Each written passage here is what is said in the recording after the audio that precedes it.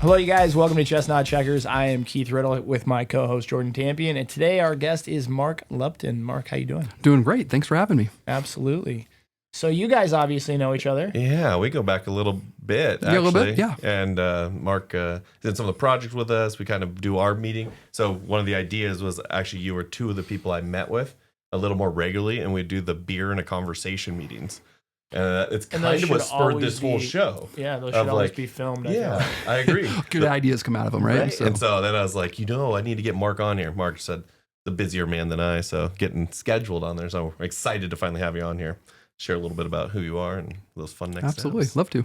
Awesome. So Mark, Spokane native. Yes, sir. Yes, sir. Born and raised. Born and raised. Was a Meade kid. Went really far away because I started dating my wife when we were 16 and 15. So at 18 years old, my choice was where can I go that be close to my girlfriend at the time and play soccer. And 1.2 miles up the road is the Whitworth University, was Whitworth College at the time. So fortunate enough to go there. Graduated, played soccer for 4 years, enjoyed it. Christy and I got married after my junior year and her sophomore year. So we were 21 and 20. Stuck around, had a little bit of an opportunity to go to New York for MBA school. Thought I was going to do that. Decided not to. Came back to Spokane, and we had our daughter at that time. Her name is Riley. She's 20 now. Wow. And then we have a son who's 18. So Riley is also a sophomore at Whitworth right now. And then Sam is going off to Boise State next year for an engineering degree is what he's telling us. So pretty excited. Empty nester coming up. Yeah, it's pretty fun. So they tell You've me... made two full-grown adults. Yes. That's awesome. Yes, That's or awesome, I haven't destroyed the two full-grown adults. So, so Christy's probably done a better job raising them than I have. So, first question: how was Whitworth soccer? Whitworth soccer, when I played, we were really good at the middle. I mean, we were kind of just and then I left. I was fortunate enough to actually play with my brother, Doug. He was 2 years behind me in school, but I didn't play my freshman year, so we were able to play 3 years together. Oh, wow.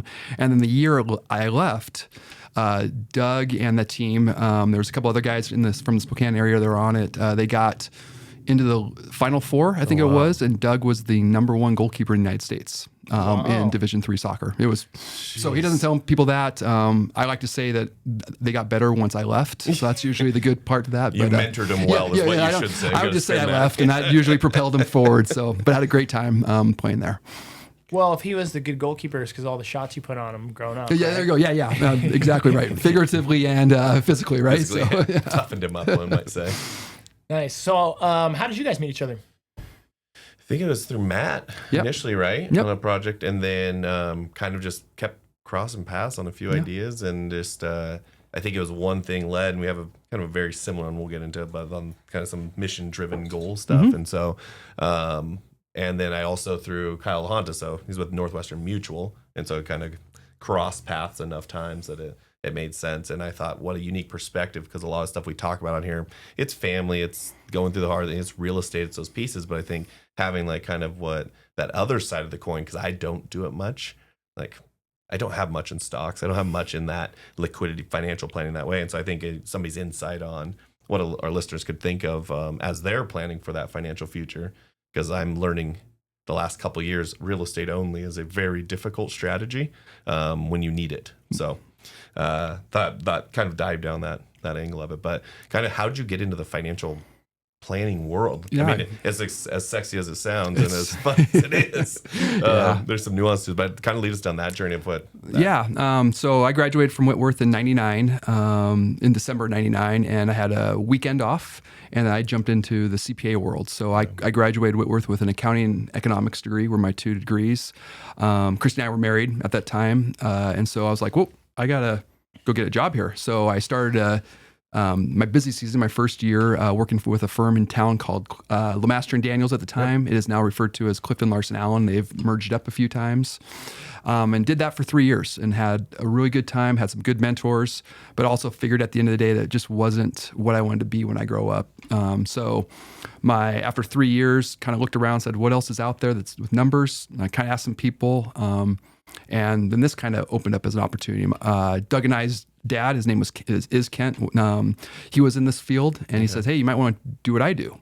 I'm like, "What do you do?" Because Doug and I's recollection was all we go to the grocery store and everyone just says, "Hey, Kent," and it's rainbows and butterflies and he's always happy. He's always home, and he's at every single sporting event or thing that we could possibly think of. We go on vacations, and yet you never realize what it's like to grow this stuff. And so I thought it was just great. My kids, actually, if you ask Riley and Sam right now, think I'm a professional coffee drinker because they think that's just what I do. Yeah. And that's great. I love the naivety of that. Yeah. And so that's kind of it's funny. I mean, does your daughter know what you do? No idea. I don't. I mean, I walk her through like Brick West and like I think she has a better idea on a Brick West. The real estate one's really hard. Except for she'll go by and ask if we own the building. That's about the only one. I'm like, this is not. I like where your head's at, but no. Yeah. I always get a kick out of like what they think. Like, for a while, I don't think they didn't know it. My son is 4, but like the other day he said, "Dad, how was work?" I said, "Good." He goes, "Let me guess. You took the dump trailer?" Yeah. That's so cool. I probably take a dump trailer to the dump, once, twice a month or something, or different projects. But like for him, that's what I do for work because I'll take him along. So he's like, I'm like, I think he thinks his dad's a professional garbage man or something. Like, super cool. No idea. It's one of the hardest parts of it because I think of it of like, hey, it'd be awesome. I didn't even know what I do existed. Like, I didn't know you could actually do what I do. My parents were teachers. It's pretty easy to understand the teaching side, but as I'm talking to Logan about joint and looking at it, I think that's one of the pieces. Like, she has no idea. Honestly, I don't even know if Whitney actually knows what I do. If we brought her on one day, we're going to bring both spouses on.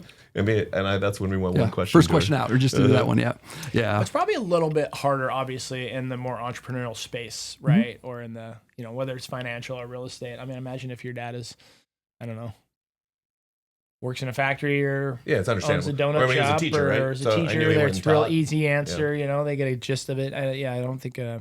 Anyways, it's kind of interesting. Yeah, because I'd come home and see my dad can't work in, and he'd be filling out and signing stuff on a 4x4 cardboard not cardboard table, the card tables that you do in the family room, and kids are trying to watch TV around him.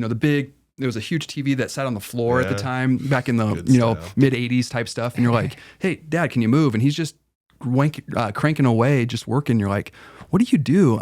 You ask Riley and Sam now what I do, and one of them came up with the idea that, "Mark, you deal with wealth insurance." I'm like, "Well, I guess I'm like, that's a good way to put it. Might be a new thing." So I'm like, it's kind of combines the two together a little bit, but it's I thought that was pretty creative. I'm like, all right, so that's we joyfully say that. But I don't know if the kids know. So then after the 3 years in the CPA world, I got out into this, and it's been 22 years now, and I've really enjoyed it. Really fun. I'm really glad I did the CPA-ing, using that as a verb. Glad I got that degree, got that license. I maintain it. So it's fun looking at the stuff I work with now through a tax lens. And that I find to be helpful, a little bit unique, a little bit creative at times, because it's not just save. It's maybe save differently, maybe saves more smartly, if we're going to use that as an acronym, but of a descriptor. And we just kind of work through that with people. So I enjoy it now. Each day is different. I mean, that's what entrepreneuring is. We run a team now of 19, soon to be 20. So it's not just me and half a person who sits outside my office and works. We have 2 locations. One's here in Spokane, another one's down in the Kennewick area, and we're looking at potentially a third. So Boise. It's just so it's just kind of it's really it's kind of fun.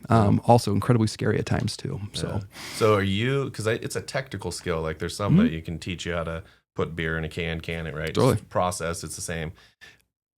Financial advising isn't. Mm-hmm. So are you the one kind of teaching, training? What do you like? Yeah, how does that look great like question. when you bring on 20 people? Yeah, so a lot of the stuff I feel like I learned before I became what I am today. And that's either through school, accountings, debits, credits, that type of stuff. How do you spell IRA, and things like that. That's all kind of the technical knowledge. And I think it's good. And each year right now, I have to go through about 120 hours a year of continuing ed to keep up the numerous designations and licenses I have. So I'm always reading journals or books or doing some kind of online learning just to keep it up. It's just the requirement of the licenses we have. But then the parts that I kind of wish we were taught more, and I almost think is almost as viable. I mean, technical is technical. You need to know how to help people and how to do math and how to project and plan. but it's almost the soft people skills that I find is a real big separator in our industry of the people who actually do well and who don't. Because you can be smarter than or sharper than attack, smarter than anyone else, but if you can't get people to act or to engage or to do something, it doesn't matter. I mean, people aren't going to do what's best for them, which then it helps you. I find that to be really important to actually have the soft skills a little bit with people, as opposed to just being technically great and being the bean counter and having all the right answers. Doesn't matter if no one's going to listen to you or act on your recommendations or proposals. Bedside manner almost with it. Yeah, and what are like your top 3 that you look for? I mean, you're now for a team people, of 20. I think the one thing is there's a certain like an it factor might not be the thing, but almost a little bit of bravado, especially right now is. We have 2 divisions kind of in our world. We have an insurance and investment division, and we have people in our team who are really great at servicing. And then we also have this issue, and especially in the industry, where how do we find the next generation? And preferably, I refer to them as G2 for generation 2 or mini-me's. And so when we're looking, and right now it's really the mini-me's that we're having a hard time finding these people who want to come out of school and who want to just grind and do work and then do what we do later, but it takes a while to get there. Typical ones are you can just go, great, you get shot off and people try to train you for a week and then you go, it's probably like being a realtor. Yeah. Good luck. Who do you know? Go call them. Type of thing. 90 hours. And you're like, and that's not, I mean, it works for some people. Some people just stick because the noodle stays on the cupboard at that point in time. But other people just don't like that and they get scared of the commission only or something like that. So what we're trying to do now is we're bringing in these younger individuals. I'm 47, so kind of that maybe that mid 20s to 30s year old, that kind of that 15 to 20 year number behind me or age behind me, and try to almost do an internship with them. Not an unpaid internship, but they're employees. They work for us. They get to sit next to us in our meetings. So they're kind of chair number 2. They get to listen. They get almost osmosisness to absorb what we're saying. They're not crashing and burning by themselves. Yeah. And then once they understand kind of the back technical aspects of putting together plans, you've seen this now 42 times, you probably can say it back a little bit. And so you can see where this makes sense, where it doesn't make sense. And they're like, okay, now do you feel comfortable? Maybe we let you see a client by yourself. And then I'll sit in the back or I'll sit second chair to you now and let you do it. And they're like, oh, and it gives them a little bit more bravery or confidence, however you want to say it. So when I say the first thing I think we're looking for is that bravado of going, okay, I can do this. I have an internal drive. Yeah. I think that's huge number 1.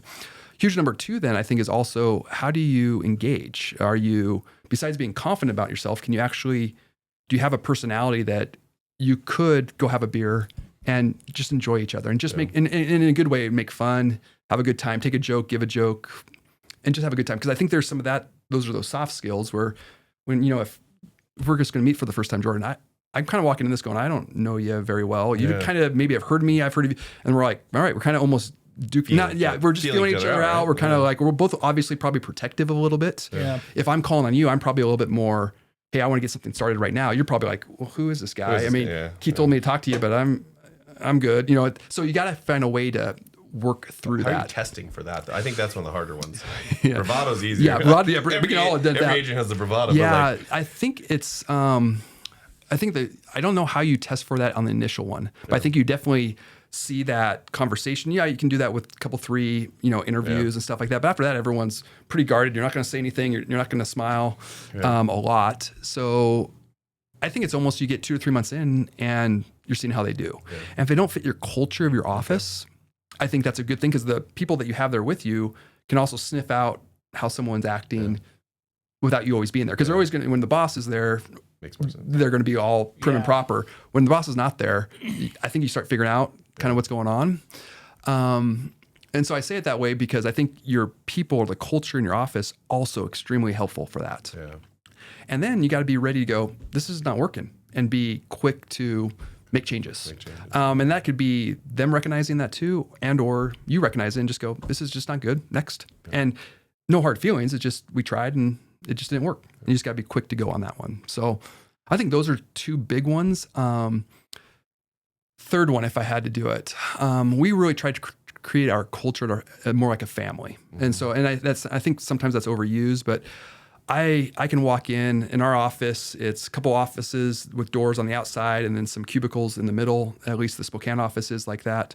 And we come out and we literally a lot of times we're just making fun of each other all the time. And it's really fun. And I say that in a good way in the sense that they can feel like that's comfortable and yet it can be serious at the same time. And that's kind of like with mom and dads and kids. Like when like Sam's our 18-year-old, he gets a little, sometimes cocky a little bit. And he pops off a little bit and he's learning how to talk, adult ways. And some of them when he's 13, 14, you're like, oh, bud, that was not the right way to say that. Or, whatever the case is, but they're learning. And this is the same way I think we're just learning this family and how do you interact and you just kind of go with that. So those would be my maybe three since you asked. Yeah. First two are probably the real ones. The third one I was just kind of like, I think that sounds like I'm coming up with a third one. Nobody asked what your top two are. Yeah, exactly. So I was like, I'm coming up with a three. So. Well, I think it's every different. We asked Tyler Lafferty kind of his three of how they look because I think any entrepreneur you can go do it yourself and you'll go fast, but it's never gonna sustain. And I think what's that saying?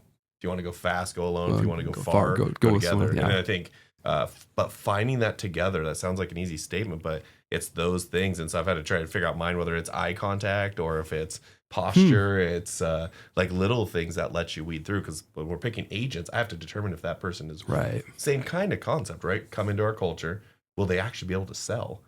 Like when it gets hard, are they going to be able to do it? And I think it's super unique, but it almost is like a screening tool I'm using because one question I get asked now is, hey, I want to start this business. Should I do it? And I'm so jaded now that I'm like, I don't know. I'm a big believer in entrepreneurship now. Like go work for a Mark, build up Mark's team, and then one day you take over that thing. But at least you were under the safe valve of Mark being there at the helm. And so well, we found that like when I look at some of my peers who are coming in, in our world, it's kind of like with real estate, it's kind of Mark's over here and Billy's over here. And we don't really work together, but we coexist in the same ecosystem, right? And when these young kids are coming in, and I say young kids because they're all 20 years below me now for the most part. It's bad when you're the old guy. You're like 20. Well, this is not good. They're younger. I know, man. They're just younger than feeling older every day nowadays. I'm like, how does that happen? Well, that's why we moved our podcast up to 11. Exactly. By 4, we're out. But when you're looking at these people, my two wishes on individuals when they're young is one, I want you to have extreme difficulty early on in your career because that's where you really get figured out who you are and can you do this. I think if a individual has a lot of early success and it's almost a success that's way outside the norm, I almost think that's bad for this individual because they get like, I'm pretty good. I got this.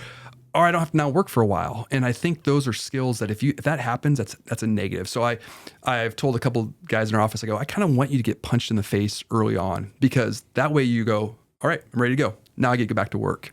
And the other thing I tell the younger people in our offices is to go for 3 to 5 years, you got to just put your head down and just grind.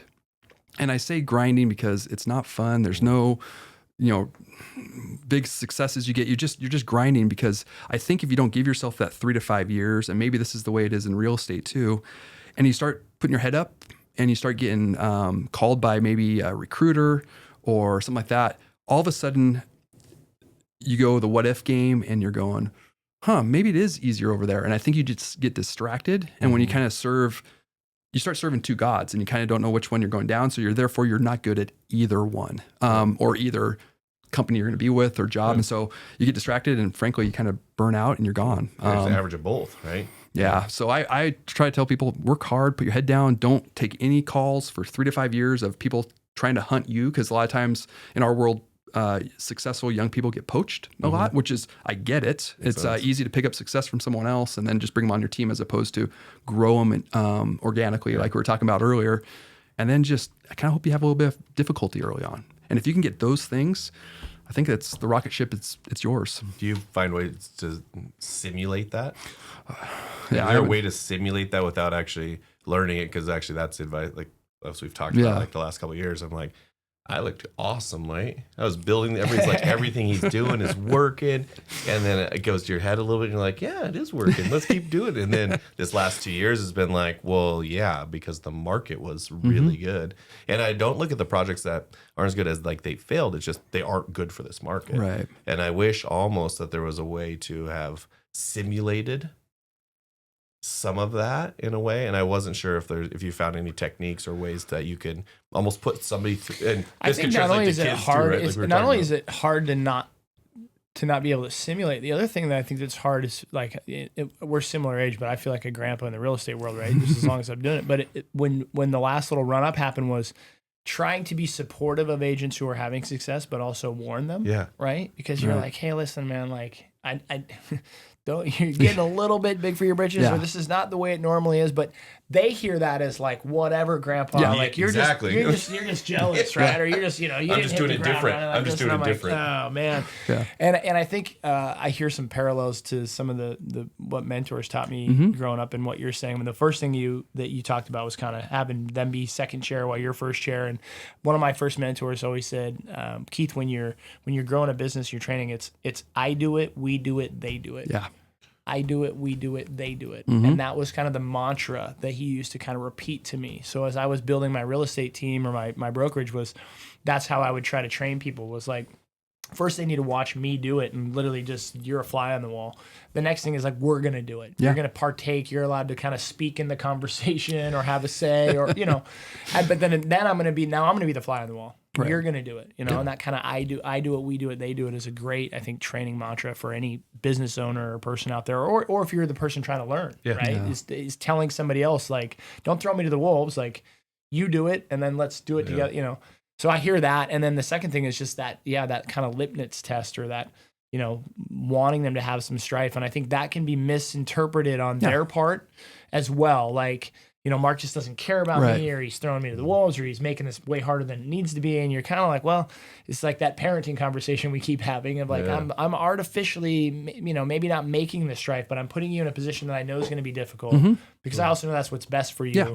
So that's how you grow. That's how you grow in the long term. And so, but I think, the hurdle, going back to what you were saying, Jordan, is it's really hard to artificially create that, outside of like, the only thing I can think of is like military training or something, right? Like they artificially create lots of scenarios, but in the real business world, it's hard to artificially create those. And then B, sometimes when life's too good, like when the market's good, or it can fool us.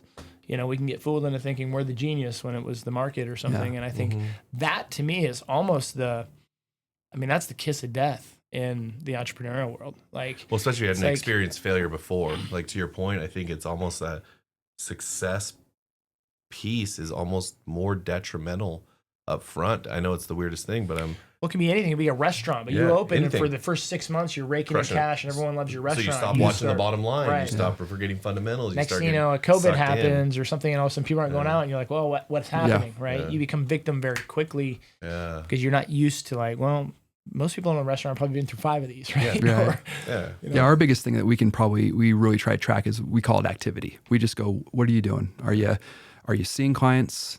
Are you seeing prospects? Are you making calls? Are you doing stuff that can drive it? Because you can control activity.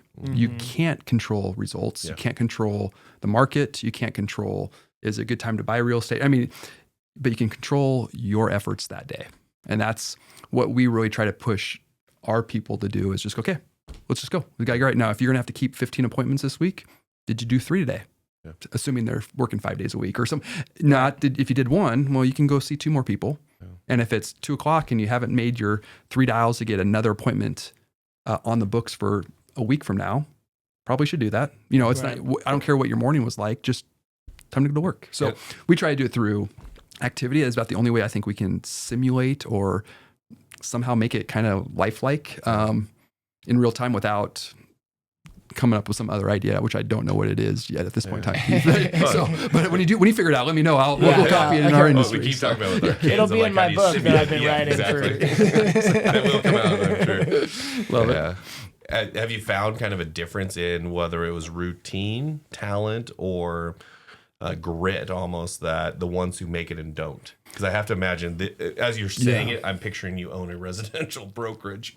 Like, that's what it sounds like. That's the type of people I'm getting, where it's someone coming hot and heavy, and they'll hit the ground and they'll sell 15 deals. I had one person, and now she does really well. Took her 12 months to sell a house. To sell one first house. Yeah. And now she's probably one of the top agents in Spokane.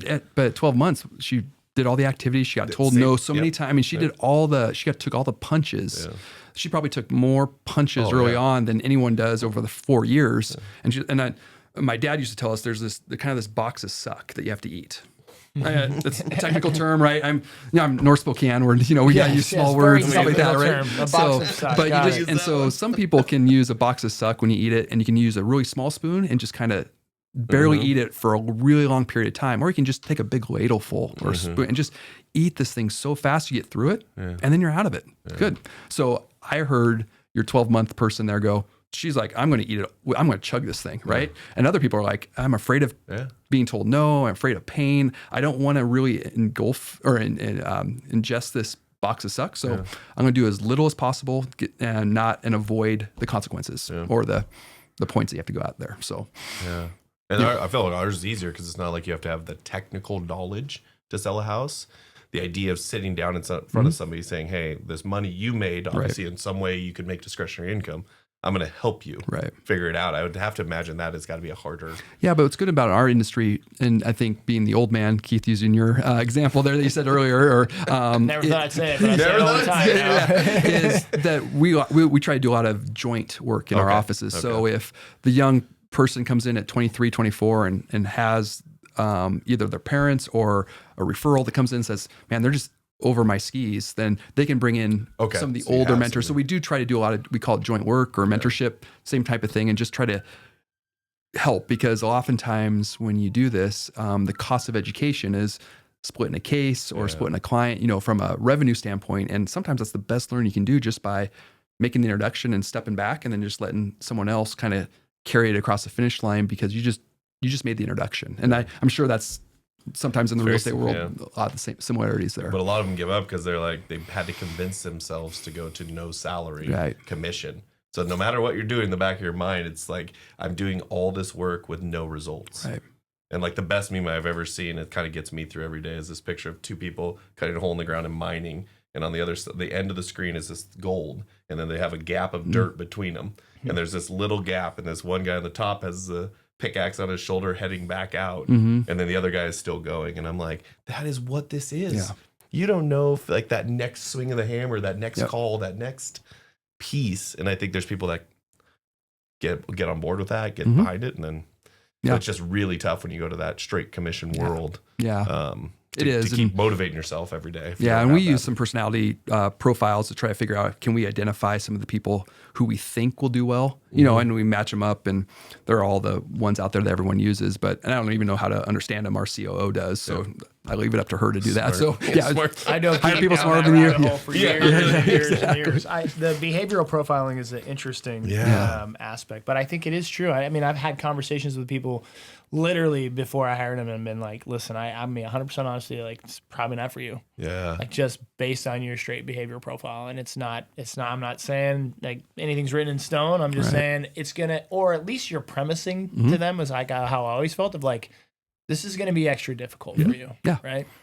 And it's true, man. There is a behavioral profile for, I think, an entrepreneurial, and especially 100% commission-based role that's unique. And it's not to say not anybody can do it, but there's definitely a behavior profile where you're more inclined, and I think going back to that, digging for the diamond that you don't know is there. I think it's just a preference thing. Like for me, for example, I don't like to gamble.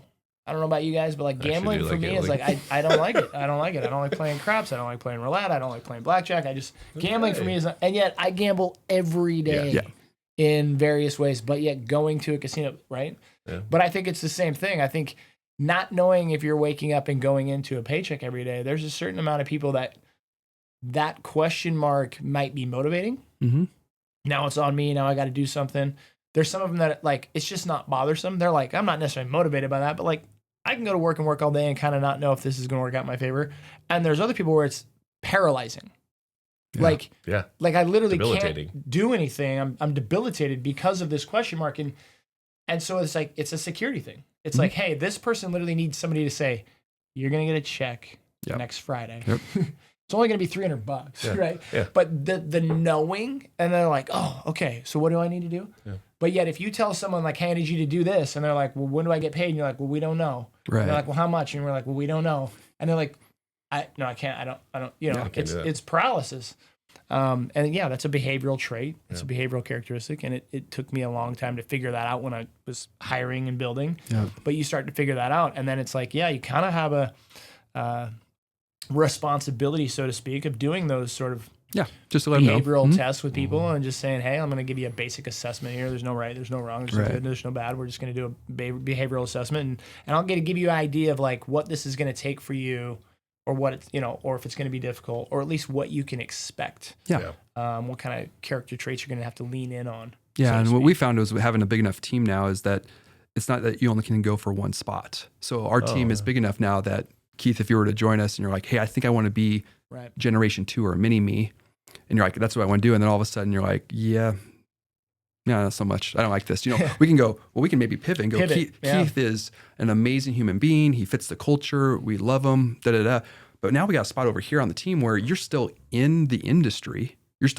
But you just are a different role and you're still part of the team. So that's been nice now as we've gotten bigger to be able to go, let's get the right people on the bus, and then we'll find the spot on the bus for you after that, as opposed to we're just going to jam you in there. And if you don't make that one, then you're out. Right. Hopefully we're maturing and being able to do a better job of that in case it's the right person, just the wrong seat. We want to make sure that you're sitting in the right seats for the right people. And then that's, I think, how you have success as an organization or a company. Well, and as a team, if you're building a true team, right, there's people that block, there's people that tackle, there's people that throw, there's people that catch, right? Like, you have different players in different roles. And I think it can be a misnomer to look at any sort of sales role as like one role. Right. But I think with what you're doing, and it sounds like with your organization, you're building a true team. I do. Yeah. And that's going to take a whole different reality of different people, And I always ask myself, like, who has it better, like Batman or Robin, Like sometimes I'm like, I wonder if I could just be a really good number 2. I don't want to get punched in the face today, but maybe I'll go help Robin if he's getting really punched, But it's that level of risk, right? Like for me, the idea is I think I'll always keep digging. Like I believe at the end of whatever I'm running down, that diamond exists. And I think there's a world where that for me that fits. But like I remember this with my mom. I don't know if she cares me sharing this, but she was working for a nonprofit in town. I don't quote me on this, but I think she was making like $2,200 a month before taxes. And I'm like, why don't you come sell real estate? I'm selling 50 houses a year at that point, and I need somebody to kind of help me. Well, she took 6 months to make the decision. And then all of a sudden she's like, okay, let's do it. Well, now she's like one of the top realtors in the MLS. Right. And it's that piece where I can't tell if it's the coach before, if it's a mindset and you can never get somebody over it. Is it, can you get somebody? And I think this is my craziest kind of thinking through the theory of it, of like, can you get somebody off that fence if your mindset is so far one way or the other? And I think for me, I found I pushed a lot of people over the fence, which I'll never do again. I threw him over the fence. Because I'm like, look. I pushed him off the fence. But what you miss is that, like, I missed the mindset. Yeah. I missed the grit. I missed the experience because in my head, I'm like, look, there's a diamond out there. Yeah. And everybody's looking out there like a mirage. Right. And I'm like, no, look, you don't see it? It's right there. And then they go on the journey. Well, it's not right there. It's not even close. Right. And then that's where the fall off is. And I think kind of understanding human behavior that way, I think has been such a good lesson to your point. I would never learn that in success. Because now the diamond's not way out here. It's here every time. And people can get behind that. But as soon as it goes away, it's like the ground fell underneath. And it's like nobody built wings. Nobody even knew how to deal with it. What was your journey like? Oh, yeah. Good question. So like, or you started off with 50 contracts. No. Yeah. Came in day one and was just cranking. Yeah. So no, the other guys. And I'm gonna. So first, what was your journey like? And then second, I'm gonna premise with this with walk us through, because you were part of the 08-09 crash, I'm sure. 100%. So what was your initial getting into the industry journey like? Did you have a mentor? Did you have a team you joined? What was that like for you? Yep. And then how did you live through that? Because I also want to know, like, that's to me was like... Yeah, so 02, I started in October of 02, and that just got off the ground and started trying to do singles and doubles, calling anyone and everyone who could fog a mirror, right? That's just what you do when you get out. I was a complete, strictly commission-only person at that time. There were these things, these teams did not exist. That's probably about a 5 to 8 year newness to, I would say, our industry is starting to, we call them ensembles, or you can call them teams. But they're starting to be, I think the industry is starting to realize, because the industry right now is really old. Like it's just really, the average person like me is like 58 years old.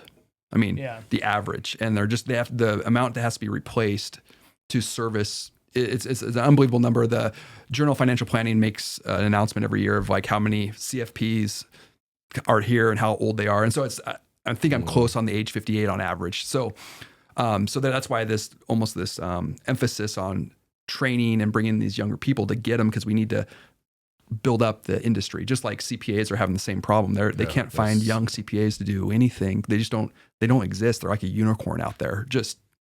I'm embellishing, but you get the idea. So 2 happened. I did have a mentor. Her name was Sydney. My dad, again, was in the industry, so I could always go to Kent and ask him questions, but I'm not going to do that. I'm not going to go to my dad for idea. Yeah, right. Because like you said, I know how to do this better. I'm smarter. I'm quicker. And I also probably was more afraid too. I didn't want to fail him. Right. I mean, success, that's all it was. Dad was extremely successful. He drove hard all the time. I am sure not going to let him see my weakness and I have questions or self-doubt, right? But I sure could go to Sydney and do that. And she was wonderful. Sydney Brown, and she was fantastic. So I really appreciate what she spent, probably 2-ish years. Probably wasn't the easiest, mentee, probably pretty pig-headed, probably pretty stubborn. But that was the kind of my initial growth, so to say, when I started out. Just good luck, go hunting type of thing. After about 4 years, I had the opportunity to join up with an individual, and we kind of almost had a handshake partnership. Just kind of like, hey, we'll go join and we'll go call on Jordan, and whether you bring the introduction or I do, we'll work together. Jordan gets 2 for 1. He likes that. We can make fun of each other, and Jordan's like, this is fantastic. And so we did that for a while. And then in 2009, my dad was basically diagnosed with cancer and was forced to be, in essence, disabled. He was taking a drug that impacted stamina, like mental stamina and energy. And so basically he's on full-blown disability due to this.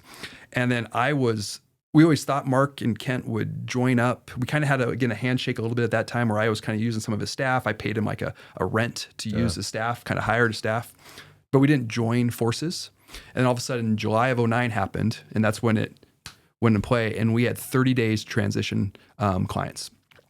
To give an understanding of what that looks like, Dad at the time was the number 6th writer of insurance policies in Northwestern Mutual. Nationwide. This is a big number, guys. This is not like 40 clients. This is a number that, and so I then had to encompass all this. I had to take on all the 3 staff that we were sharing. They were now on me. And in 2009, I was born in 78. What is that? 31 years old? Yeah. 31 years old. And I'm drinking water through a fire hose like it's just going out of style. Stressed beyond all belief. And somehow we get through it. And this is all your hair, which is good. Yeah. And so this is the 0809, so you're just I was going to say that's simultaneously as also the real estate market's crashing, right? Because when did the real estate market crash? What was the date? Spokane or nationally? I don't know, nationally. Nationally's 08. No, Spokane's 09. It usually falls a little bit. About a year behind it. Like where you saw. No, I'm not talking. I'm talking about like when did the market? It was October of 07. Yeah, it's October. It's like 29th or something. It was October of 07. Came back at the very in April of 09. Wave of tranches. Yeah. So that's kind of we were full in the middle of this. Now the good thing when I was 31 years old is I was managing money and doing insurance sales. I mean that's our 2 revenue streams. And so typically when one's hot, the other one's not. So you kind of almost ebb and flow a little bit at times. So I still had us it's like real estate sales and property management. Okay, yeah. So that's a version of it. So this one's I mean again it's just kind of like so investments were in the tank, but people were still buying insurance policies because they're still making babies, they're still buying homes. They need that stuff for those reasons. And also at 31 years old, I didn't have a ton of clients at that point in time taking money out of the market. Versus now I have more. Yeah. So the market downturn on your 25 to 35 year old wasn't as bad if they still had a job because then they were still putting their $50 or $100 a month into the Roth IRA and buying 2 for 1 discounts basically at that point. And so that I didn't feel it as bad. You did feel it on the older crowd who were drawn on. And so you'd have to work through that. And there's ways you can do that with laying dollars out separately for different timeframes and tranches so that you have some safe money, long-term money, et cetera, et cetera. But at 31, for the majority of my clients, I was just kind of like, okay, got to keep in this, keep fighting. This is a good time. All the stuff that I think you're told to believe, Yeah. right? And you're like, oh, I sure hope, Sydney or whoever was telling me boy, I hope they're right, because that's what I'm telling everyone. And now, unfortunately, they were, and that's great. And those who did that came out smelling like roses, right? So 09 happened. Tell me about the word tranches. What does that mean? It's a good word. You want to do that? Yeah, let's let the expert do that one. Yeah, I use it flippantly. Yeah, I would say a tranche is just a block of stuff. I use them for time tranches, like a block of time. Oh, okay, gotcha. There could be tranches of when issues were set. That's the financial one. So they sold tranches of those subprime debts, and so then a tranche would fail. Gotcha. And so they didn't all fail at once. One major one failed, then the next. And so it was a ripple effect. So that's why there was almost two parts to the Great Recession. It's like just when you thought you were getting out, another one failed. And we don't trade in any of those derivatives or options. That's not how we do stuff. So I wasn't playing that game with people by any means, which is fine and thankfully. But you were still affected by the market in general, just not directly from that. Yeah, exactly. And investor sentiment, right? Yeah, people were fearful. It's all of a sudden it's changed how much you think the market can do, even what it's been doing the last week or two. So it's so then 09 come through and come back out. It's great. And then we just kind of started building, and I started realizing really quickly that I'm not great at everything, and so started trying to find ways to bring on others, have a COO, have people I can put in places, either other partners. I have two partners now, who are great. They do a lot of the management of the team, of the office. I kind of don't. We incorporated and doing more of it, EOS. Yeah. So we're doing that a lot, and it's kind of nice because now we're like EOS, entrepreneurial ownership operating system. Excuse me, thank you. Level 10. Yeah, book Traction is if you pull that up, really helpful. The two other owners and our COO loved the book, and I'm like, all right. I mean, that thing doesn't. It's just not my thing. I'm actually Joel loves it. Yeah. What's the name of the book? Traction. Traction is the name of the book. And then EOS and you get a coach that helps you. Operating system. It's like how to set up every meeting, so you have level 10 meetings. Oh, so it's actually really helpful. It's just not how my any mind industry. processes. It's not just financial. It could be donut making shops. Yeah, I always like to break down the acronyms because Jordan will get rapping with people. Oh, I just start throwing acronyms. They just start throwing They're not even real, most of them. I'm just like CYP with an FEG. Down with the OPP. Yeah, sure. And it turns into a song. But no, it's actually good recommendation. Yeah. It's if you're struggling with business, like for me, like I said, that run fast by myself, I could run really fast. But Joel really helps control that side, which is just that structure. And then it's super transparent. Like everyone's on the same page is probably the best thing we saw from it. Yeah. And I think the team's enjoying it because now they know kind of accountability. Yep. It's not just kind of a randomness, whoever in the office just asks questions of it. It really gives, kind of the layout of how we do it. And we're starting to act like air quotes, a real company that actually does this, right? As opposed to just piecemealed and bubblegummed and duct taped together. Really helpful from that standpoint. And it's nice because I've actually been able to remove myself from the day-to-day stuff. Oh, wow. And I can just we call it the owner's box. Can you just kind of sit up here and I can get asked questions.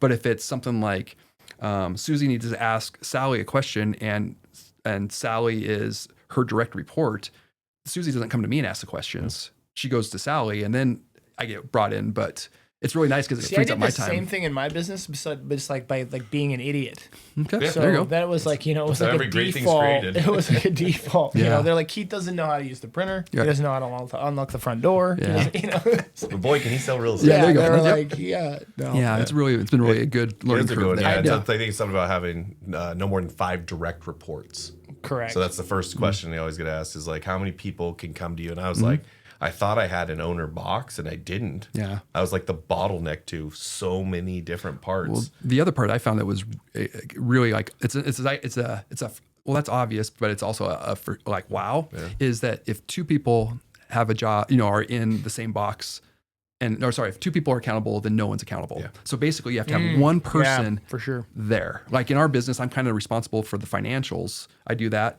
But my brother, one of my partners, is actually he's the CFO. Yeah. And so I'm like, so I actually have to report to him and his job is make sure those numbers get done. Yeah. But it's my job. So it's his problem. It's his, if it's not done, it's on him. It's not on both of us. And so and it really gives clarity, I think. That's just a really easy example. But I'll try to share the picture every once, but we do our state of 4 degrees every year. And it's the entire company, every employee laid out this hierarchy. And then they just have this cloud. And it just says Jordan in it. It's not in any one company. It's more like this fog that goes in any part. But it really helps separate because then it's to that point of like who's accountable when it gets there. Yeah. And so everybody in the company knows what they're responsible for, which is cool. So yeah, very much so. Yeah, there was a point in time when I had a kid that was working for me, and he actually said to me after a team meeting one day, he said, "You need to stop saying the word we." And it's because of that exact same thing of like, I was using it in a sense like, hey guys, we're doing good, right? That's fine. But it would be like, hey, we really need to tighten up the ship and do these things better. And it's like, but that's not telling Johnny over here that Johnny needs to fill his paperwork out better, or telling Sally over the Sally, you know. So you, as a leader, I think it was like, I didn't even know I was doing it at the time, but I was like maybe trying to soften the blow, but like give direction to the team when it's like, well, no, you just need to go talk to Johnny and Sally directly, or you need to say, hey, Johnny, this is what I need, or hey, Bob, go grab the ladder. Hey, Sally, go grab a bucket. Instead of like, hey, what we need to do is get all the buckets in here. And then everybody's less like, yeah, we do. Sure, we do. Well, even our switch to EXP, that's what I've seen is like there's somebody for everything. Yeah. And you know who that somebody is for everything. Yeah. Now, you may not like that somebody who's you're calling, but like, you know that, hey, if I have this type of question, and I was like, we didn't ever have that. Right. We had 3 of us not probably covering it well across the board. Well, and that's what happens when you start small and you just grow. It's just, you just add one more spinning plate on what you were doing before, and it just gets hard. So you eventually you got to, I think, mature and become a real company and actually give job duties and descriptions and all right, get her done. So do you enjoy leading? That's a good question. I like to help people. I really do. I have a low tolerance for what I perceive as just kind of not given an effort. Yeah. So that's hard when I see that. So I have a hard time leading that personality type, but I like getting other people to do well. Yeah. I really do. Sometimes I almost care more about that other person, I feel like, than they care about themselves. And that's at times frustrating because you're like, come on, man. Or sometimes I grew up learning and looking up, and I just get her done. Other people, I think, go and ask questions first. They don't try to struggle through it at first. And maybe that's okay nowadays, because I mean, if you can do chat GPT or Google anything now and feel like you get the answer, but I don't think there's context around that a lot, or the situational. And so sometimes they don't just struggle through and try to figure it out. They just want to go get the easy answer and then on. And so from that leadership, I don't want to teach that. I want to teach the struggle and how you become better. But I do enjoy seeing younger people, or even, I guess, leading, doesn't matter age, you can just do it for anyone, but I like to see people grow. I love our office because I feel like we've done a pretty good job empowering our team members. When I was back in my CPA days, I made the joke, and so this is in context before I say this, but when I was at LeMaster and Daniels, I told the partner above me, I go, what good's this E&O insurance if we don't use it once in a while? And he didn't think that was very funny, right? Because that means you screwed up and there's a big check. Yeah. Okay. I use that now because everyone's so afraid, I believe, of making mistakes. Yeah. And we carry E&O insurance in our company, and my compliance officer listened to this. I'm not trying to make mistakes and do stuff, but humans, we make mistakes. And I think when people make mistakes, that's why we carry that type of stuff to cover mistakes, not willful intent, not anything like that. Yeah. But when we do that, you got to then support the person and go, okay, what'd you learn from it? Next, okay, that happens. Yeah. Next, and you just move on. And I think that if you were to come in and just say, you're an idiot, you screwed up, and you slap them, it hurts them growth-wise. And so I think you can learn a lot through frustrations and struggles and difficulties and mistakes made, as long as you're also kind in how you handle it. You got to teach and correct and go, okay, what can we do better next time? But also, I think you got to go, you probably made those same mistakes before. Don't pretend that you're so good, Mark, at what you do. You got to let the other people struggle through that a little bit. Be there to support them and correct them if needed, but also understand that when mistakes are made, they're made, and onward and we move. So and you keep moving up. We actually just did our last interview, and it hit me because this is kind of how I think of my situation a little bit. We were talking to him, Anton, pretty accomplished developer, and he goes, "Yeah, it was just hard." And then in 2008, I was digging out of a 7-figure hole. And then we go, and he kind of brushed over it. Yeah, he didn't really go into much detail, but he brushed over it. And then I look at, sometimes we think that in that moment, I almost wanted to dive into it. You're the only one going through it. Yeah, and you dive into these, and it's almost that, like, how do you build that grit and determination, and then that understanding that tomorrow's going to come either way. Yeah. And how do you keep showing up and keep doing it? But I would think that's a good point on kind of. I mean, I think grit, there's just something about that. It's almost like and I don't think it solves everything, because, the only, one of the things that you think about is how do you define what long-term looks like? Yeah. My thing, long-term to me, was maybe a year out. Back when I was starting, it's like every day was just short-term, and you're just, as long as you keep your head down, then all of a sudden you wake up and you're like, oh, it's been a while. Yeah. Now I have a little bit more opportunity to look a little bit longer out there and go, how do we work it? Because I'm not just going, okay, what do I have to do today to get to that future? I think you can start having a little bit more longer term focus after you've kind of experienced the shorter term hurts and frustrations that are out there. Yeah, I'd say that's one of my biggest ones, is because I still look at some of the projects. I'm like, no, I know in 5 years they're going to be good. Mm-hmm. You just sometimes miss that short term piece of it. Yeah. And they always say, what is it that you overestimate what you can do in 1 year and underestimate what you can do in 5? And I think that's typically what it is that it's, hey, you got to have a mix of both of those. Yep. The other thing is, it doesn't make it feel any better when you're still not there yet. No. Right? Like, even if someone literally could look you right in the face right now and be like, hey, in 5 years, your life's going to be awesome. I promise. You're like, sweet. Today. Yeah. Today's not so awesome. Yeah. 3 p.m. All right. Yeah. So I mean, it doesn't make it any better to live through the not awesome, other than, I guess you have some confidence going forward. But I've had my fair share of black eyes with different investments and this and that. And one of my worst investments of all time turned into one of my best investments of all time through holding, And again, looking back now, it's like, man, that, it actually turned out really well, but it didn't make it any better dealing with it. When you're dealing with it the whole time, Yeah. No, I agree with you on that stuff. And I also think when you're going into either business arrangements with people or opportunities, it's also, who are you doing it with? Who's in the slog with you? Who are you fighting with?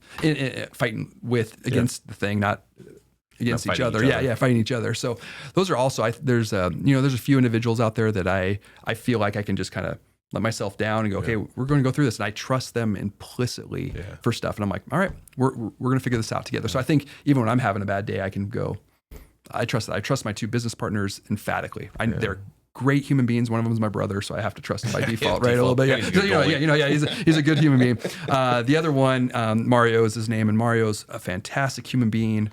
And it feels real good because I'm never doubting who they are as people or internally. And so if I can always correct back to, even if we get in disagreement, I can correct back to where their heart's at. I think we're good.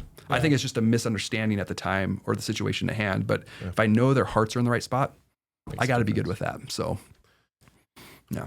Well, one thing we spend a lot of time talking about is real estate and that development. Can you give us kind of, and now I'm thinking advice I need to give my daughter, Logan, kind of on the other side of the world, which would be that financial, the stocks, the bonds. Like, what are some things people should be doing now? Because I think too many times, like I was kind of talking with my parents, I'm like, what does retirement look like? Right.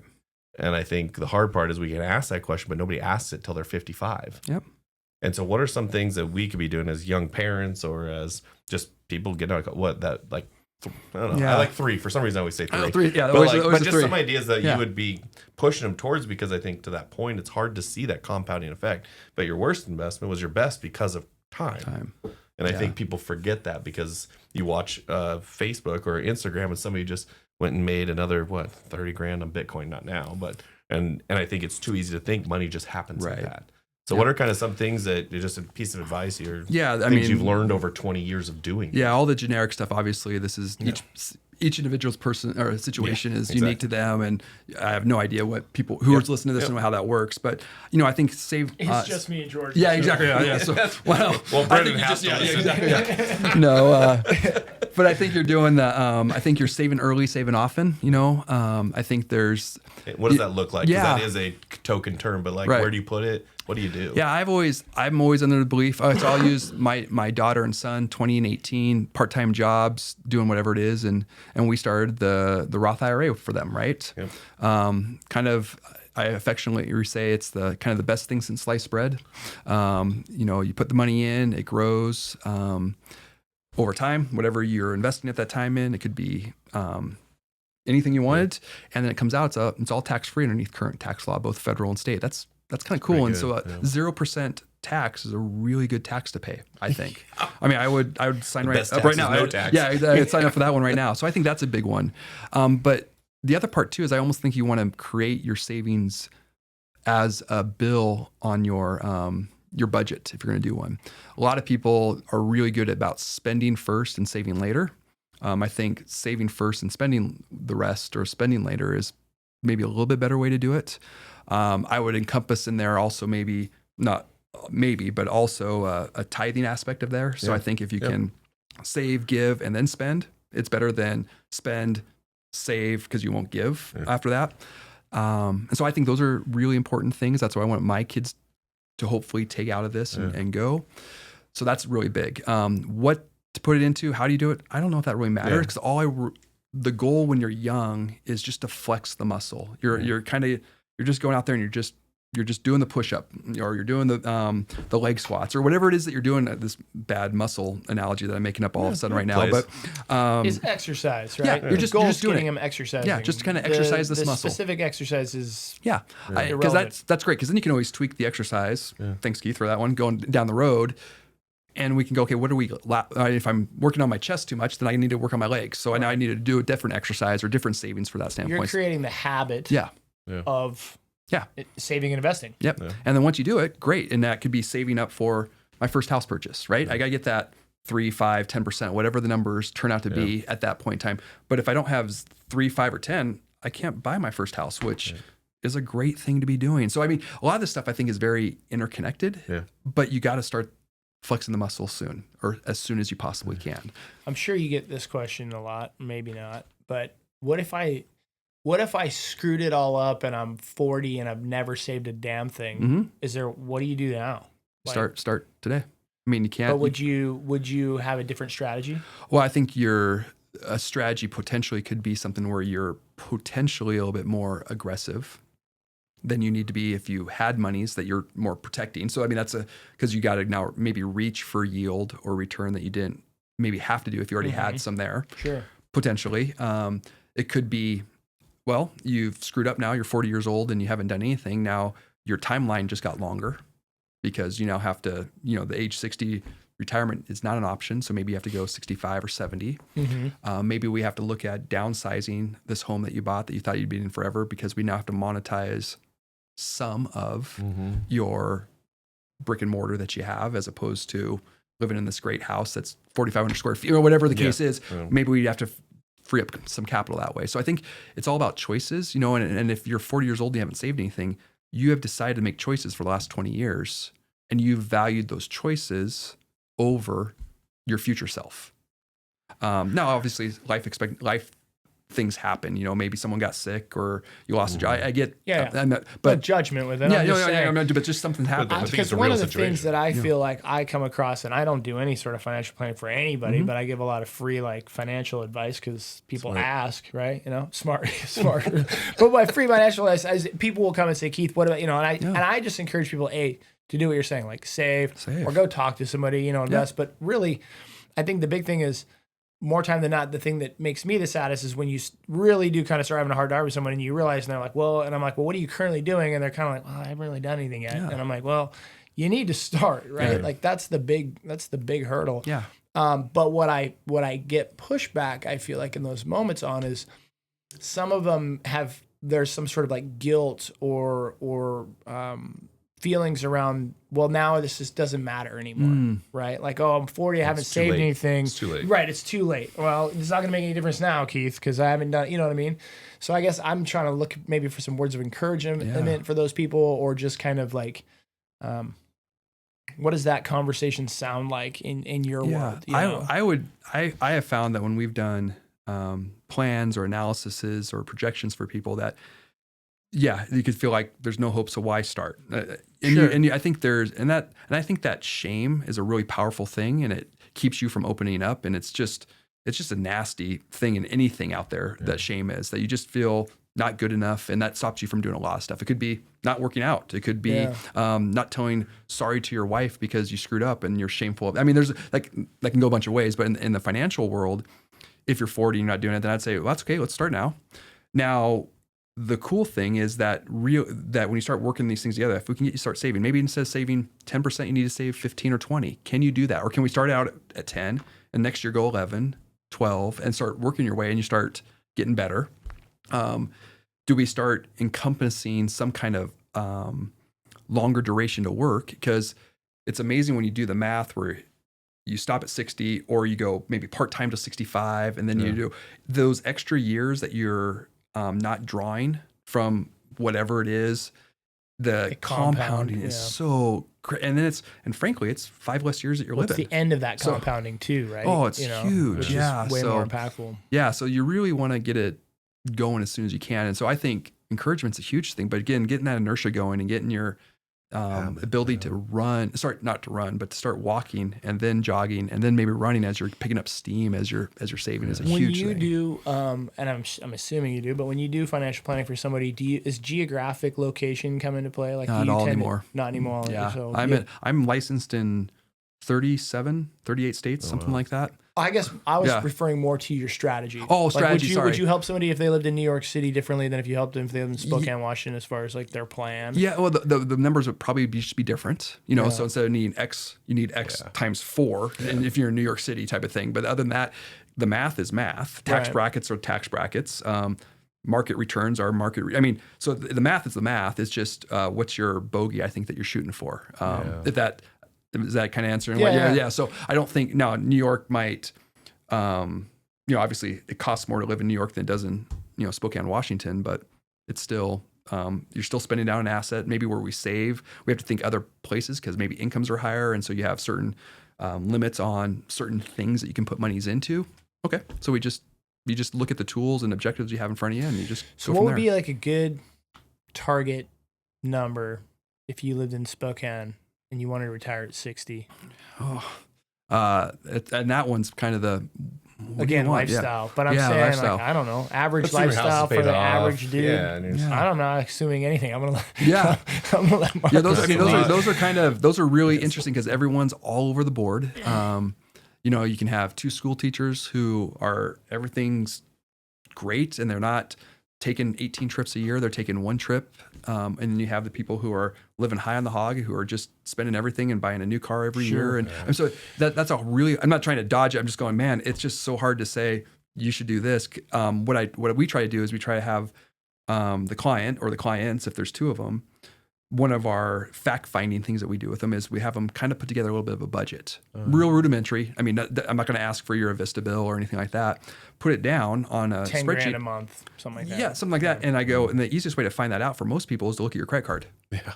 Everyone pretty much swipes. There's some things that obviously are most likely taken out, but my wife and I, we swipe everything on the credit card. Then once a month we pay it off. But I can go down to every credit card and go, this is how much we spend on average, and just annualize it. And then I go, here's my number. So, and that's after tax. That's after it's already gone through any kind of 401k savings that I've done on top. That's the number Christy and I spend. Then you add on, if you still have a mortgage, you add that on top. You cover your property taxes, whatever the cases are, and you're like, that's your number. Then you go, hey, Keith, how's today like? Is today good? You're here. This is what you're living on. This is your number. Or is it too good? So now you don't need as much. Or it's not as good as it should be. And you can kind of bounce off that current lifestyle one. So if you can establish that initial, I think, budget with someone or within X amount of dollars, it doesn't have to be down to the penny, then I think it gives them some clarity going, oh, yeah, if I retire today and I did this, I'm good. Yeah. Okay, perfect. Then we just adjust a little bit after that. And then what you said is as people get older, you typically, one of my old partners, his name was Dave. Dave goes, there's 3 10-year stages in retirement. There's the go-go, slow-go, and no-go years. And I'm like, go, slow go, and no go. And I'm like, oh, that's so true. You kind of like 60 to 70, 70 to 80, 80 to 90, and you're like, yeah, because 60 to 70, you're healthy, you're running hard. You're like, I'm going on all the trips, the grandkids, they're kind of getting born and doing all that stuff. And you're like, this is fun. And then it's the slow go. You're like, body's breaking down a little bit, you know, And then the no go. A lot of places don't need to go back, right. You know, whatever. You start hating people more on airplanes than you ever did before, right? You know, you're just, you know. But then I look at my granddad who died at 92 or 94, and the last 2-3 years of his life he was watching Mariners baseball games, and he had a blast doing that. And he'd come to our sporting events and stuff like that. But Grandpa was really comfortable watching Mariners games. He'd give you all the stats, but he couldn't physically do a lot. So you're like, so you can almost kind of build this too, that you don't need all this money forever. Inflation. You can almost kind of stair step it down or barbell it down, however you want to view that. So just try to work through concepts like that with people, and if we're running into constraints for whatever reason. So ballpark number. Well, if you gave me your budget, I could probably give you a ballpark number. Let's assume with inflation, you need the $300,000 a year. Okay, so that's 20. That's 25 a month, right? Yep. So okay, then that's what you'd based all the modules off. That was your number. Yeah. I mean, you just kind of. So once you find that, so you'd say the goal for somebody is to go find what that is. What is that? I would say I don't need to find it. You can just say you're living it right now, and then you just use today's. More or less today. Yeah. How does today look for you? Yeah. You know, if you're doing everything you want right now, great. Just take away all the the debt numbers, because hypothetically those end over time. So you can factor in some cash flows, but if you find out what your spend is, And then how do you factor in inflation on that? We use just a 3% standard inflation. We just exactly. That makes sense. Jeez. Yeah. Got a long way to go. I'm like, it's not even worth starting, Jordan. Yeah, exactly. Up now, you know. That's the best time to plant a tree was 20 years ago. Yeah, exactly. Next best time's today. Yeah, today. There you go. Very true. Very true. What do you think the biggest mistake most people are making on that side? Outside of not starting, obviously that's one, but like. Yeah, maybe not at the same time not having enough defense in place a little bit, because when bad times come, they come. Sure. You know, and you got to be ready for that, or you got to have the intestinal fortitude to be able to stick it out. Overreacting, sometimes you are your worst enemy. So hopefully, the role I play or other people's out there, they serve the role of being a behavioral counselor a lot of the times, so that you're not overreacting. Give context to what's happening today. Not that we have the crystal ball and everything's super apparent to us, but you can kind of use history a little bit as your guide, and you go on that and you go, all right, here it is. I mean, there's these bad times happen. They happen a lot, and they don't. But the nice thing is they've always kind of recovered. I mean, it's never not recovered, so it's always gone up and to the right on the chart as you're looking at stuff. You just got to have the time to outlast it, because obviously you don't want to be liquidating accounts when the market's down if you don't have to. So sometimes having that defensive position, maybe a cash of some sort or cash equivalents, is a really good thing to have, even though in the good times it's not very attractive, right? Yeah. It's just, but it's there so you can let your other dollars do really well for you. Yeah. So that is interesting. Again, because you need the cash when you need the cash. When you don't have it, it's a hard thing. Yeah, really hard. Well, and I think that was the other aha that I had, like, you know, during the, you know, great financial crash of 08, 09, whatever they call it. What do they call it? Great financial crisis. Yeah, crisis. Okay.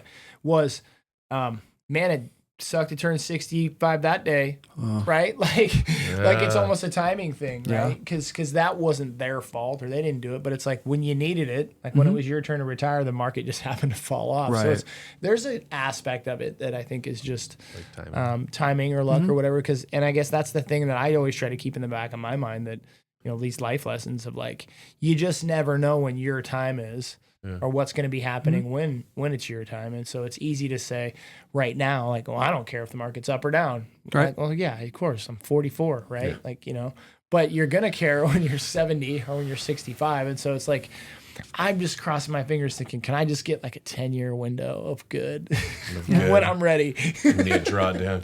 I need the markets to be really strong, like bullish markets when I turn 60, 70. Well, I would say that's true, Keith, if all of your dollars were in the market all the time. Correct. But if you have some dollars that are fixed and guaranteed, I mean, rental income in your guys' world is, I would call that pretty much fixed and guaranteed, obviously accounting for some kind of vacancy out there, but you can monetize that and say, okay, we got a 7% vacancy and whatever it is, you know, pensions, you know, those things that we hear about and read in the history book that no one has anymore.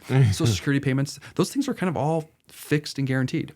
They kind of, and then everything else, market-based, maybe sell business. If you sold a business and you have an installment payment coming back, that's fixed and guaranteed, relatively speaking, right? But then, so if you can start lining up your retirement needs, whatever they are, and you have, and even us, I think right now we do this too. We have kind of core expenses, and then we have discretionary expenses or essential and discretionary. So if you can line up your essential needs with guaranteed income streams, and then you have discretionary needs with discretionary income streams, I think that's a pretty good place to start. So even if that 65-year-old retired in 2008, but he or she had, if they're a school teacher, they had the state pension kicking in, and that covered enough of their core needs, then they were probably okay. Yeah. Because they weren't selling, right? Yeah. And then they view the trip to Maui or the trip to Palm Springs as their discretionary. They just didn't go on that trip that year. Yeah. Maybe.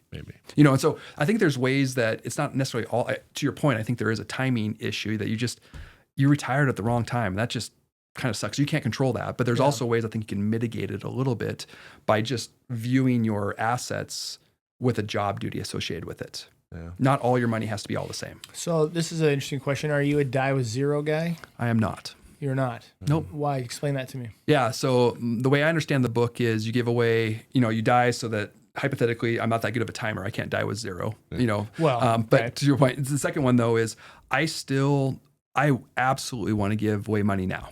I 100% do. I want my kids to be able to enjoy that while they're younger. I think that'd be incredibly helpful. Mm-hmm. But I also don't want to give it all to them. And I don't want to think that I am, I want to consume it all too. I think there's a value to leaving it behind for the generations to come behind you. And you don't know who those people are. There's a biblical, they said to leave it to your children's children type stuff. So I think there's an aspect to that. But I don't think I can do all of my giving or all of the things that I want to give to while I'm still alive. But I want to be, what I loved about the book was but you can do some here and think about it. Don't leave it to them when they're 60 years old and you're dead because they can't use it. I love that aspect of it. But also, I don't know if I want to front load everything to the kids now and just go, hey, Christy and I can go just blow it on whatever we want to do either. So maybe I'm in between, but I'm not a die with zero, die hard on that one. Anyway, I'm not all the way. But I like the idea. I like what he brought to the point there of giving it to them now, why they can use it when they're in their maybe 20s, 30s, 40s, as opposed to when they're in their 50s and 60s, and hypothetically they don't need it as much early on. So and hopefully if you did it right, they didn't need it, right? Right. That's the key. Yeah. And I think having a cause, Christy and I, we have 3 or 4 or 5 causes that we really care about that we want to see do really well for many generations to come. And so we want to be involved with that. And some of that involves leaving things when we die. I mean, I can't give it to them ahead of time. Retirement accounts are one of them. That type of thing. You can do that. Yeah. I think there's different buckets that go to different people or different things better than others. They're not all the same from an inheritance standpoint. So, but some of those you can't get to those places until you're no longer around. So, yeah. I can't say. I think I side with you a little bit more on that one of just like using it now. I think the idea of it's almost like when a team's up and then they go into a stall. In my mind, of that idea of giving it, it's almost like you're stopping. That's where your focus is instead of still making it and giving more. And I think that's when I was looking. It makes sense. I want to give. But I think when I start moving, where I'm like, okay, here's my finite resource. I'm going to figure out how to divvy it up. I'd rather just use what I think I'm going to learn over the next 20 years and just keep making it and have this plan. Whether it was, I remember talking to Aaron McMurray about that with Innovia. Maybe you're setting up a fund where you're just constantly funding it, and then it has a place to go when it's done. But almost to your point of setting up where it goes, but living today where you can be more reactive to needs or things you find helpful. So I think if we did the die with zero, Keith, I think I'm not just now thinking about this, but if I knew that I had a block of money and all I cared about was dying with zero, I think I'd almost probably make a really bad version of myself because I'd just be all about consumption. Yeah. Oh, I'd be like, trying to use it. Yeah, Brewster's Millions, oldest movie. It's really good. But you can only get the money if you spent it all. Richard Pryor. But he couldn't spend it. Like you couldn't spend it enough, and you spent all his time was consumed with spending it. Oh, yeah. That to me sounds like a really great movie. I can watch that movie. Yeah. No, I think, but the premise I got from the book was really like you're going to die. And at some point in time, I guess his whole thing was sometimes people oversave or they work a little bit, like those middle years, they work those extra 5 or 7 Yes, correct. when they don't need to. And like a lot of, rudimentary, it's like if I have $5 million in the market and it's like, and I'm living off, I make it so I can live off the interest of that $5 million. Well, then in theory, it's like, if I can live a comfortable life off the interest or the, whatever you call it, the returns. Yeah, sure. Off that $5 million, eventually I'm going to die and there's $5 million sitting there. And so it's like, well, in theory, I guess it's, you can say this is going to go to a charity or my kids or whatever. But his argument was a lot of people don't put enough thought into that. Right. And you end up ruining your kids or it ends up getting squandered. And the reality is like, well, you probably could have just worked 5-10 years less of your life, died more at 0, done just as good of a cause for your kids or charity because you'd have given them that same money earlier, right? Like I die and give my kids $5 million and I'm not around to help guide them or they don't are not in a stage of their life where they really need it, as opposed to like, no, I give it to them earlier when I'm here to like also mentor them or coach them or help them through it, or giving it to them at a stage of their life where they're trying to get their first house or whatever. So I liked conceptually the theory. I had never thought of it that way. So it was also just kind of a flip on the lid of like, my traditional thinking was like, I wanted to get enough money either saved or in the market that I could live, as comfortably as I wanted to off of the investments or the proceeds or the dividends that were spit out and not really touch the principal. That was just kind of my mindset. I don't know, that's where I picked it up. And then I was like, that's actually a really different way to think about it. It probably would help, right? Because then you think through every building matters then. Every investment matters, right? Then all of a sudden you're like, wait, it's a good question to ask. Like, does this building actually help that number? Yeah. Because I'm about to take a risk. Right. Is that risk worth we don't even need to take that risk. Keith, I think to kind of follow up on your, working 5 more years longer than you have to, kind of, because I when you brought the back, I'm like, oh yeah, that was a good point of that book. We've done it with people like who are, working their job and they're 58 or 60 years old. They're like, I got to keep working. I'm like, well, tell you what, how about we run some numbers and we get your budget, whatever your number is. And we look at your assets and we see cash flows coming in. When do we turn things on, turn things off or whatever? And we can give them clarity and say, actually, client A and client B, you can actually be done today if you wanted to.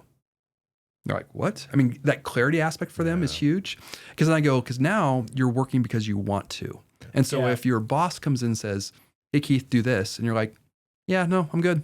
They're like, because the power flip changes. As soon as you're working because you want to, not because you feel like you have to, I think you're a little bit maybe braver and not standing up, as an insubordinate or anything like that, but just kind of going, yeah, no, okay. How about I do something different? Or I go for 2 days a week or 3 days a week. And I think there's some power into it for people when they understand when they've hit the goal line. I just don't know if people really have identified, have they hit the goal line yet? Because they're just grinding. They're just on the hamster wheel and they're just doing. I feel like I can ask you questions all day. So, but I'm going to ask one more. Yeah, go for it. How many people do you see retire and then, regardless of the finances, go back to work anyway? I think. Well, that's a good question. I think that the normal person. So I'll clarify it with if it's not due to a physical thing, because some people retire. That's like fair. You tell them they hit the goal line, they're like, cool.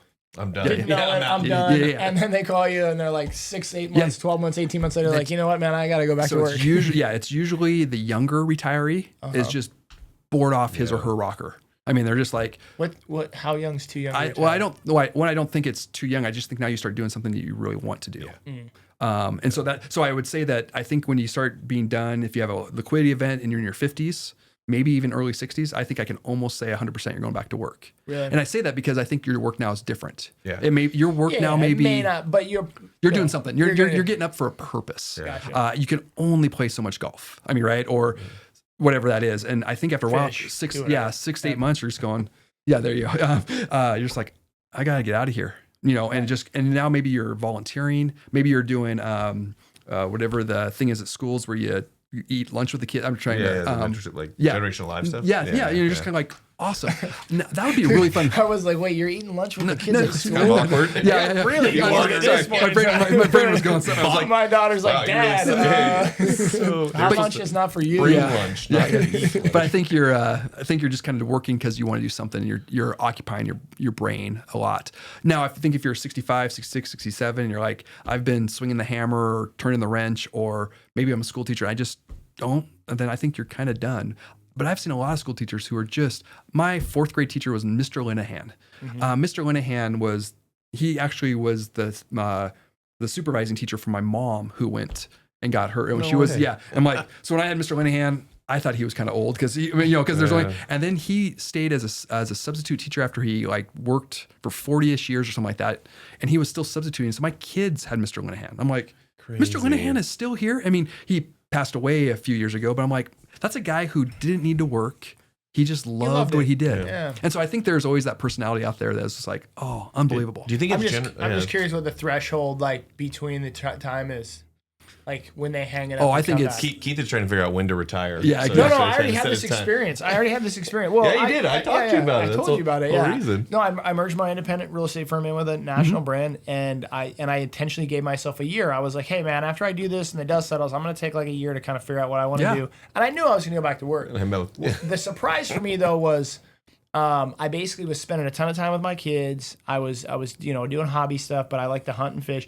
But was surprising to me was how it was probably 2, maybe 3 months where I was like loading my boat up to go fishing. And I'm like, I don't know if I want to go fishing today. And I was like, wait a minute. Like, that's crazy. All I wanted to do. That is all I wanted to do. Like, every chance. I mean, I was like trying to maybe cancel an appointment on a guy like 4 months earlier to see if I could fish.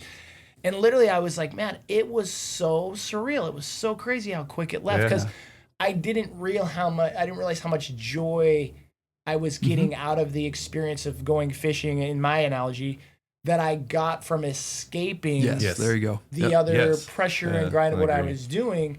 And then I was like, well, shit, do I really not like fishing as much as I thought I liked fishing? I just didn't. I liked the escape, right? And so it was just crazy to me how quickly it happened. Because I was like, I would have thought it would have taken all of a year, or I would have been like begrudgingly in a year going back. Like, man, I could do this for another year or two. No, man, it was like by 3 to 6 months. It's true. But like by the 6-month mark, I was literally like, man, podcast I'm not even really I'm not even really enjoying the thing as much. But also like I'm actively now looking for something to do, like a flip or something, or gonna go help my dad stack fire. I don't know, something, right? And it was mind blowing to me. Yeah, I would. Yeah, and I think as probably young as you were, Keith, when that happened, obviously I think that turn happened because you're still young, you're still grinding. You know, I mean, I think it's just who you are.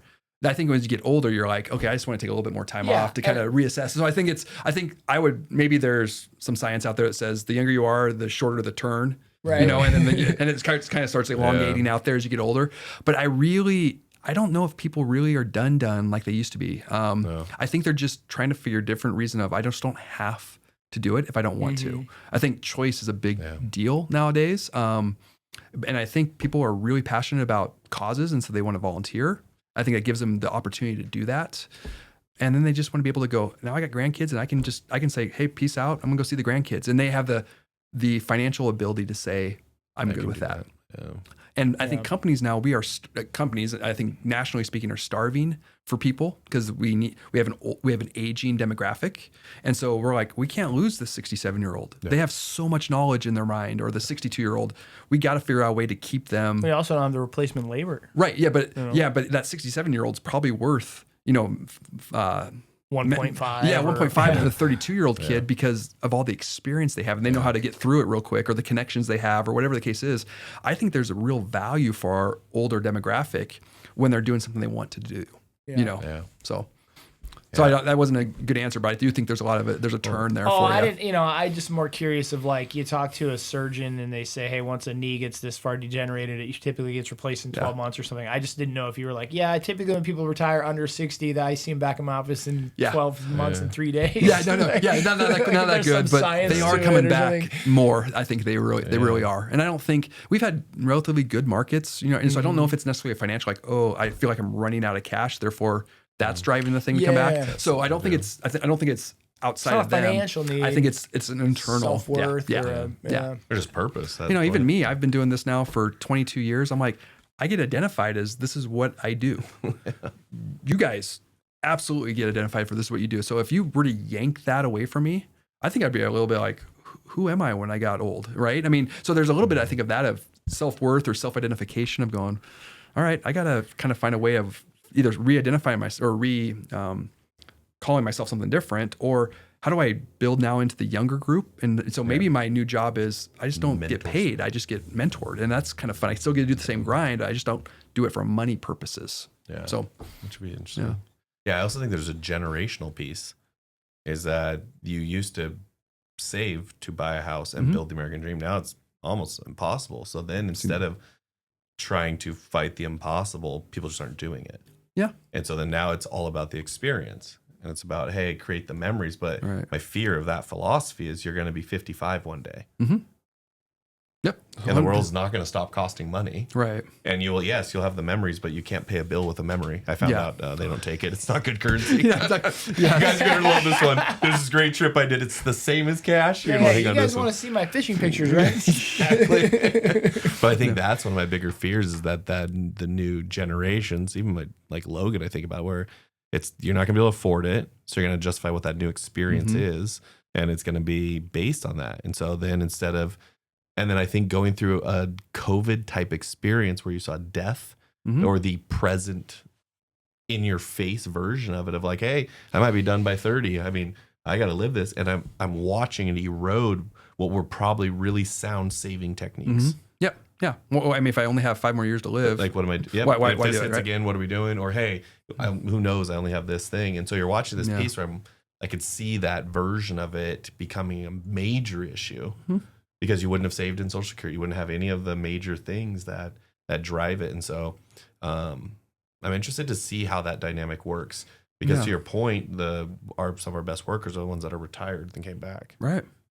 They're more focused. They have less obligations at home. They've seen it. They've done it. And I think that'll be an interesting dynamic. Even as I'm teaching Logan, because I'm trying to balance the two as well. To that point of like I had the best experience in London. But it was the most eye-opening. It wasn't the best. But so my parents came over when we were living there. And so we toured London, right? You come over to London. Well, my grandparents went to one place and then set up shop at a cafe. My parents made it to 5 places. And then me and Whitney made it to 10 and 15. And it's like, it was a very visual image of like, if I wait till then, like my grandma commented on an uphill on a road. She's like, yeah, it was way uphill. And I looked down and I had to like look at the road and then the cobblestone and things that never crossed my mind. Yeah, and so joints in the it's knees constantly this balance between the two of, I also want to be able to do what they were able to travel at that age, but I also want to make sure we live. And I think we swung the pendulum so far to live for today that there's going to be a bill due. And it's going to be really tough. And so is there a way to marry the two? Without taking out debt? I mean, the only way I could think is you put on a credit card for today because you're going to earn it tomorrow. Yeah, and I think when you do that, obviously that's a really expensive way to do it. I think you find those, maybe it's not the W-2 job.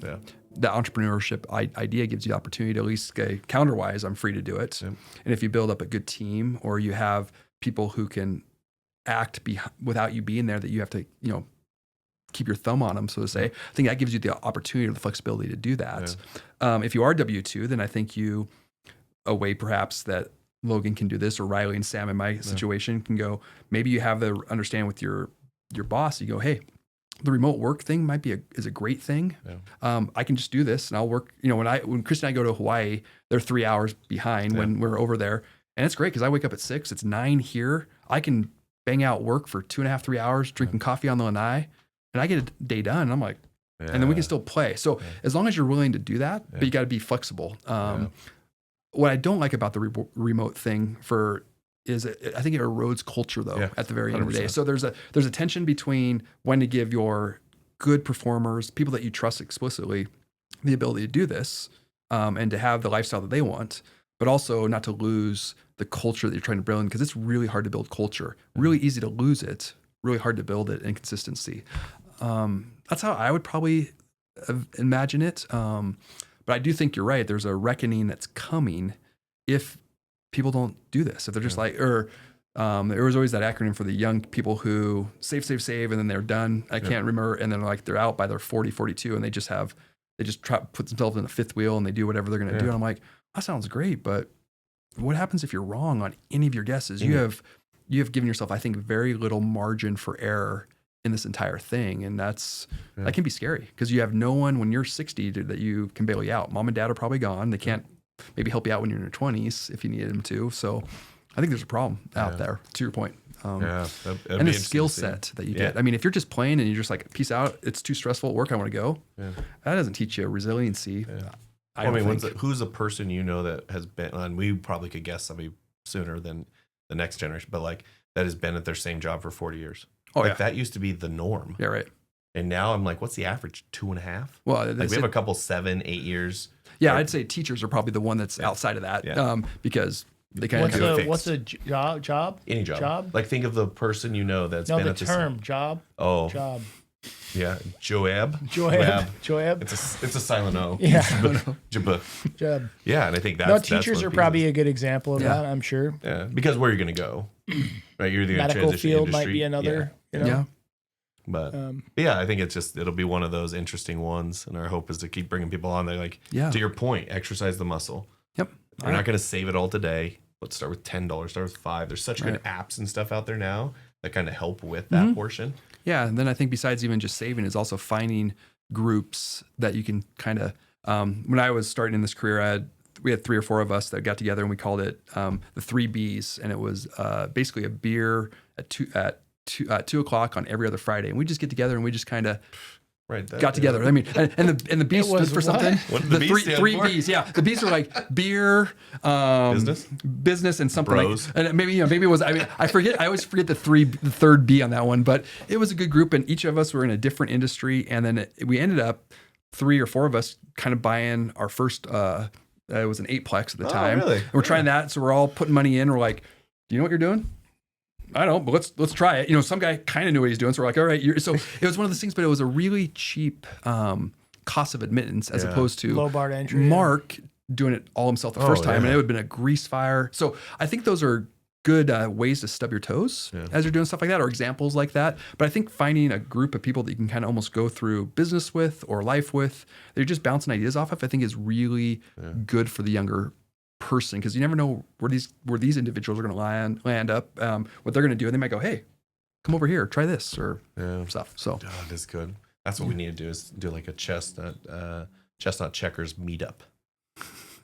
Yeah, I don't know if we can do it every other Friday. That's pretty committal. Breakfast, beers, and chestnut checkers is the BBC. But it's more of that, like, I think that's because the other hard part is, I mean, I guess I do it probably more than most, meet with people in person, because I'm that kind of guy. But like most people don't meet in person anymore. Right? How do you build a relationship if you're only the email or a call? And I think that those, in my world, I don't go to many more because they're just networking, and I don't want a bunch of cards. To your point, but you start building this group that can meet and talk about these kind of things.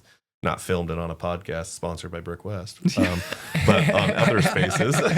No, so true. So. And doing events and experiences when you're doing, like when we went fishing this December, that was great. And you're hanging, loved it. You're hanging out with. We went down to the Snake and Salmon and did some steelhead fishing down there. It was fun. So it was fun, but it was a way to bring 12 individuals together and just kind of didn't know each other.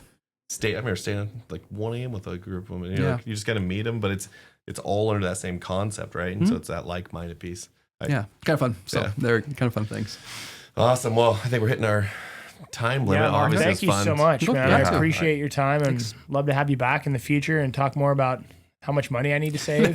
So I'm going to want to next time, exactly. So if you can come answer prepared. Yeah, exactly. Can I see your budget? We can meet in the meantime, yes. And then you can tell everybody, like, he's going to need way more money. There you go. Yeah, exactly. Awesome. So. Well, anybody listening, where can they find you? Oh, geez, we're here in Spokane. So, just look us up, Mark Lupton, and we're on, L2 Wealth Management's the company name, but that's L2 Wealth Management. Yep, put the link in the bio and take a look. Well, thanks again. Appreciate it, guys. Yeah, thank you so much. All right, you guys, thanks for listening to today's episode. While you're out there, would you please do us a favor and give us a like, subscribe, or a follow, whether you listen on Spotify, iTunes, or YouTube. We'd really appreciate it. Also, if you don't mind while you're there, give us a 5-star review. Maybe write a review. If you have a favorite episode, feel free to give it a like. Thanks for listening. We really appreciate it.